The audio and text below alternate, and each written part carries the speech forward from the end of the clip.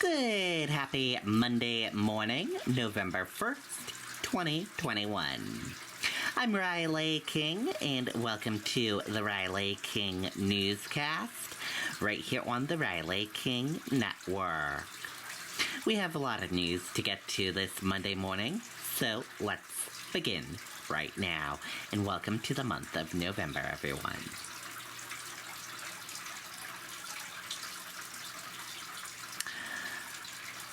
First up, Remy, longtime Red Sox broadcaster and former player, dies of cancer at 68. Let's take a listen to that video from WMUR News 9. The versatile Kubota BX series. Easily switch attachments to mow, haul, trench, or do whatever needs to get done. Talk to your local Kubota dealer today to schedule a demo. Where best meets second to none, MD. After a 13-year battle with lung cancer, Red Sox announcer Remy has died. Remy passed away Saturday night. He stepped away from his role as color analyst for Red Sox broadcasts back on August 4th to undergo treatment for the 7th time. He was initially diagnosed in 2008. A statement from Sox principal owner John Henry reads in part, "He devoted his entire career to baseball, and whether from his seat in the clubhouse or his perch above the field in the broadcast booth, he took generations of rising Red Sox stars and a multitude of fans along for the ride with him." Chief Baseball Officer Chaim Bloom saying Remy was more than a Red Sox legend, he was a New England institution. Remy was beloved by Sox fans for more than 40 years, first as an all-star second baseman for the club, then a coach, and finally as the quick-witted broadcaster. The NESN broadcast won't be the same for us. And it hasn't been. When he's not there, I always say, Bogots. I miss him saying Bogots. But whenever I heard him, like on the Red Sox broadcast, it was truly special, and to see him, now that I don't have to hear that voice anymore, it's really bad. Former Major League pitcher and Red Sox coach Bob Tewksbury of Concord was with Remy when the Sox broke the curse and won the 2004 World Series, the first of 4 World Championships the Rem Dog was a part of. You get him in the broadcast booth and get him talking about the game, and his personality just bloomed. He became much more alive, I think, when he started talking baseball. Now, Remy was a Massachusetts native. He was inducted into the Red Sox Hall of Fame in 2006 and then the Massachusetts Broadcasting Hall of Fame in 2017. Remy would have turned 69 on November 8th. Live in Boston, Jason King, WMUR News 9. Okay, and there you go on that video and that report.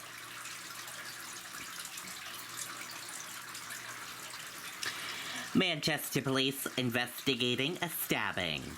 Let's take a listen to that video from WMUR News 9.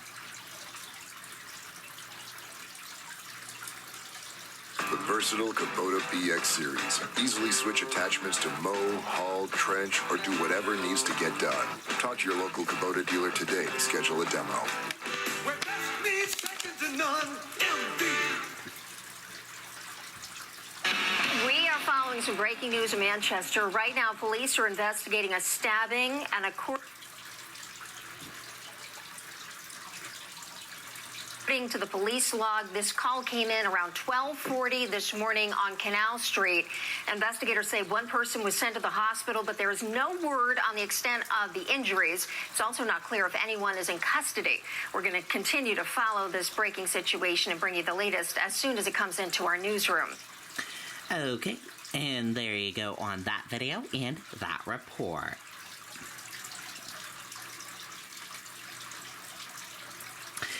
Busy road in Guilford flooded by heavy rain.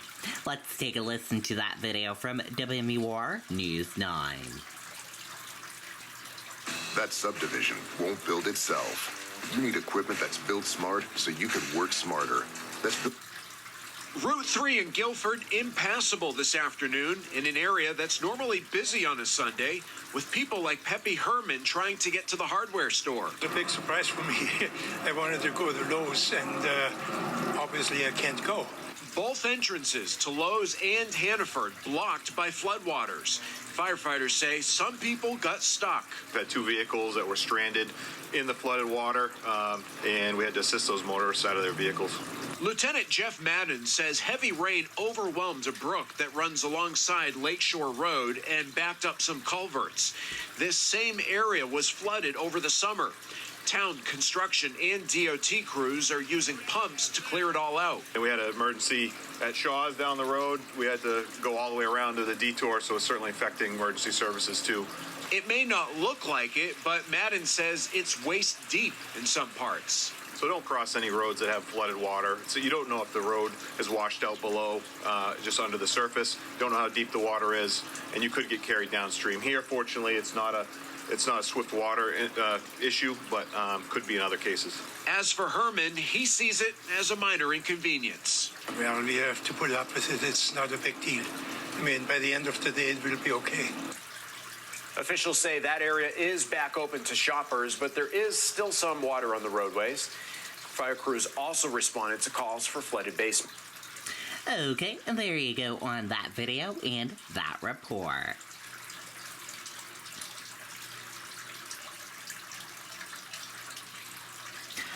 Fundraising underway to help support family of New Hampshire State Police Staff Sergeant Jesse Shirley. Let's take a listen to that video from WMUR News 9. That subdivision won't build itself. You need equipment that's built smart so you can work smarter. That's Just a salt of the earth kind of guy. New Hampshire State Police Lieutenant Gary Prince knew Staff Sergeant Jesse Sherrill for his entire 19-year career with the state police. Prince was Sherrill's field training officer when he started back in 2002. He worked very hard to do things the right way. He wanted people around him to do things the right way. He led by example. But above all, Lieutenant Prince says Staff Sergeant Sherrill was a family man. Was a great family man, a fantastic dad, always doing stuff with his wife and kids. As you can imagine, it has been a difficult week for state police in the wake of Sherrill's death.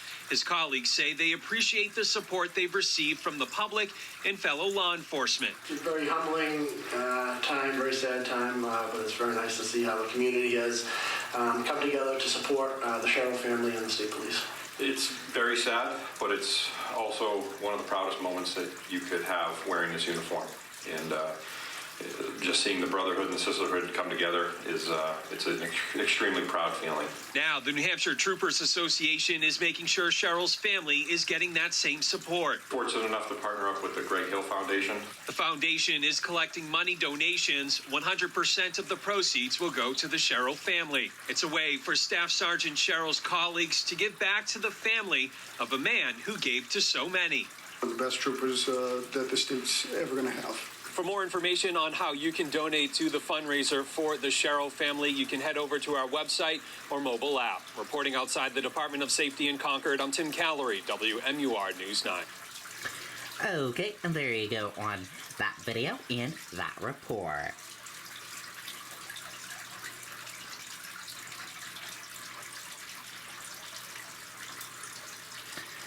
Police investigating apparent shooting of New Boston home. Let's take a listen to that video from WMUR News 9. That subdivision won't build itself. You need equipment that's built smart so you can work smarter. That's built to deliver more comfort.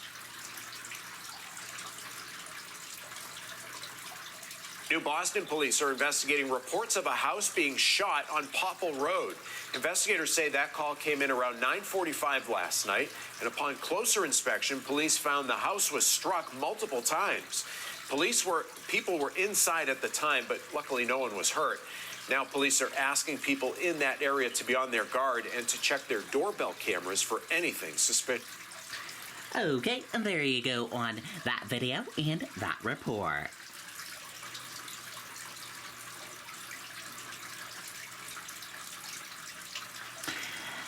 Man accused of robbing CVS in Newburyport, Massachusetts, driving truck with the New Hampshire plates. Let's take a listen to that video from WMUR News 9.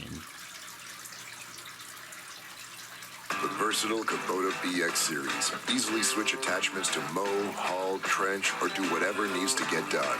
Talk to your local Kubota dealer today to schedule a demo. Where best be second to none, MD. In other news this morning, police in Newburyport, Massachusetts, searching for a man they say robbed a CVS and may have New Hampshire ties. Officers say the unidentified man gave a pharmacist a note claiming he had a bomb and demanded prescription drugs. He then fled with an undisclosed amount of drugs. A description of the man is here on your screen now. He's believed to be driving a blue pickup truck with New Hampshire license plates. Anyone with information about this incident should contact Newburyport Police. Okay, and there you go on that video and that report.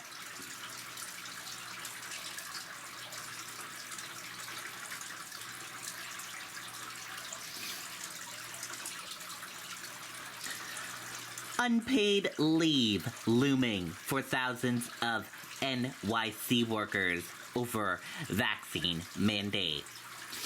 Let's take a listen to that video from ABC7 NY. We turn now to the coronavirus pandemic, the big vaccine mandate that could force thousands off the job today. Now, these are the latest vaccination rates for the NYPD, the Department of Sanitation, and the FDNY. A large majority have received their COVID shots, but there are still thousands who did not follow the mandate and will likely not be allowed to work today. Eyewitness News reporter Crystal Cranmore is live this morning in Midtown with the latest. Crystal? Good morning, Sandra. Well, the big question on so many people's minds is how will the firefighters handle the calls in the city? What risks do the staff shortages pose to residents, if at all? We're hoping to get some of those answers when union leaders brief the media and just a little bit outside Engine 26 in Midtown Manhattan. Now, if you're a city worker and you haven't received at least one dose of the COVID-19 vaccine, you'll be taken off the payroll beginning today. Members of the FDNY protested the vaccine mandate last week. More than 2,000 firefighters are currently on sick leave. More than half of them have not shown proof of vaccination. While leaders say no firehouses have closed entirely due to staffing shortages, fire companies have gone out of service temporarily to shift resources. Leaders also say services have not been impacted despite the sick leaves. Fire Commissioner Daniel Nigro put out a statement saying irresponsible, bogus sick leave by some of our members is creating a danger for New Yorkers and their fellow firefighters. Union leaders deny allegations that firefighters are taking part in the sick outs. Andrew Ansbro, the president of the local Firefighters Association, adding this. Take a listen. We would never advocate for a firehouse to be closed or for members not to work overtime. We need everyone we can to keep this city running and keep it safe. We're trying to avoid what is going to be an inevitable disaster. Now we're told that the FDNY's vaccination rate currently at 80%. Again, union leaders expected to brief the media on those staff shortages at 6 o'clock this morning. You can watch it live on abc7ny.com and our streaming app. Okay, and there you go on that video and that report. And that does it for this morning edition of the Riley King Newscast, right here on the Riley King Network. Thank you for tuning in and watching, and have a great rest of your day. See you back here later on today for another newscast. Goodbye, everyone.